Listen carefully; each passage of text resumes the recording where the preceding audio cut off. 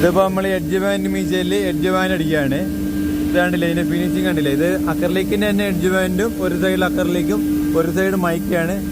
ഈ സൈഡിൽ നമ്മൾ എങ്ങനെ അക്കറിലേക്ക് അടിക്കണേന്ന് കാണാം. അവിടെ എഡ്ജ് ബാൻഡ്, ഇത് എഡ്ജ് ബാൻഡിൻ്റെ കട്ടിങ് ആണ്.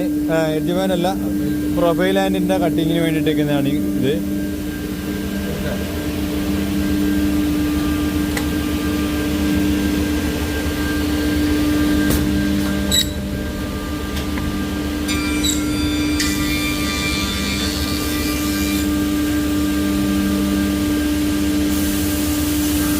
ഇത്രയും നീളത്തിൽ പോകുമ്പോഴേക്കുമാണ് ഇത് ഒട്ടിച്ച് വരുന്നത്.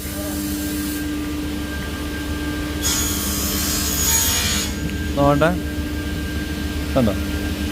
അപ്പം ഇതിൻ്റെ മുകളിലൊരു പ്ലാസ്റ്റിക് കോട്ടിങ് ഉണ്ട്. ഇത് നമ്മൾ ഇൻസ്റ്റാളേഷന് ശേഷം പറിച്ച് കളയുള്ളൂ.